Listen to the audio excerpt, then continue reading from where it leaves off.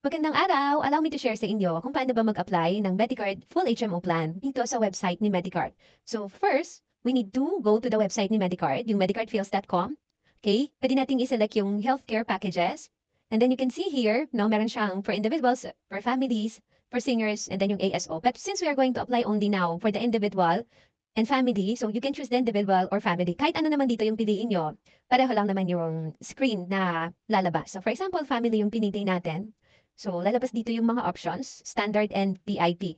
Okay, so for example, ang kukunin natin is the VIP plan. So, click natin yung buy now. Okay, so ito yung screen na makikita nyo. Since we are applying new membership, so make sure that you select the new applicant.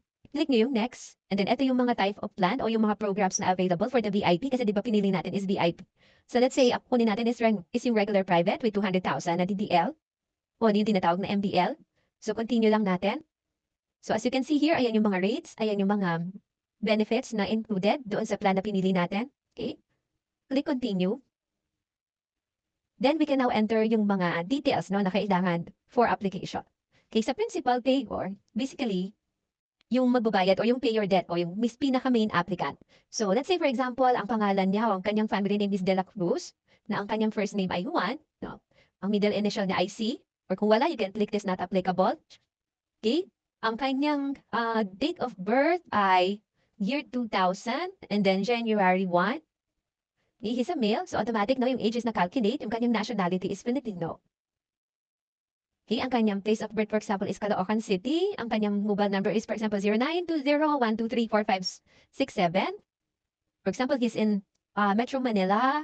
Tapos, ang city niya is Quezon City. Tapos, siya ay taga-Cubao. Okay? Siya, for example, ay employed. Dito sa account officer, make sure na ilagay nyo dito yung account officer no agent na kausap nyo. Kung wala pa kayong agent, you can put my account officer code AIA 0076-28506 or simply you can put my name Cynthia Castro. Okay? So dito no need to fill out. Dito for applicant, you still need to fill out yung details. So kayo pa rin to kung kayo yung applicant. So De La Cruz, first name is Juan.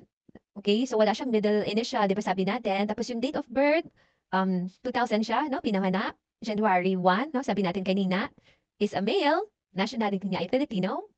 Ang civil status niya ay, let's say for example, siya ay married. Siya ay 5 feet 5 inches. Ang weight niya is 180 pounds. Ang email address niya is email@gmail.com. Mobile number. Okay, ang place of birth niya once again is Caloocan City. So fill out lang ulit natin yung kanyang mga details, no? Metro Manila, Quezon City, yan. Okay, in permanent address, we can click na lang itong same as present. Kung may SSS, we can put the SSS number. Otherwise, you can put 0000. Yung sa TIN, ganun din. Kung may TIN, otherwise, ilagay na lang natin yung 000. Occupation, for example, he's a office manager. Okay, you can put the company name is, kung meron, no? Wala, you can put not applicable. Okay, nature of work is admin. See? Now, sa type of plan, pwede siyang individual or family. So, for example, itong si Juan ay mag-a-apply siya ng para sa spouse niya. So, ang ilalagay mo dapat dito is family. Okay? Relationship to principals payor, so self, kasi siya din yung magbabayad. And then dito, no, i-upload mo lang yung ID na meron ka. Okay? So, dito naman, fill out mo lang lahat ng medical information. This is for the principal. Okay? Then, click lang natin yung mga agreement dito. Okay? I agree. Then, save. Then you can see here, meron siyang add dependent. So kung mag-a-add kayo ng dependent, click nyo lang to. And then dito, you will input the personal information of the dependent. So for example, De La Cruz, no, yung kanyang wife kasi yung i-apply niya, you can put Maria. Okay, C, birthday ni Maria ay ganun din, no, 2000, January 1. No, she's a female, nationality niya ay Filipino. Civil status niya ay married kasi mag-asawa sila. 5 feet 5 inches si Maria, 160 pounds. Ang email niya ay email@gmail.com. Okay? Contact number 0920-1234567. So, ganun din siya pinanganak sa Caloocan. Ito, Metro Manila din siya, yung address. Quezon City. Okay, Cubao. Let's say, same yung kanyang present address. Ito, kung wala siyang SSS, no, ilagay mo lang yung mga 000. Same sa TIN. Okay? Wala naman siyang occupation, you can put not applicable, not applicable, not applicable. And then dito, choose mo yung relationship to principal. So for example, wife. Okay, then upload din yung ID ni wife. Then, Okay? And make sure na na-fill up natin yung medical information. Then let's agree with the terms and conditions and then save.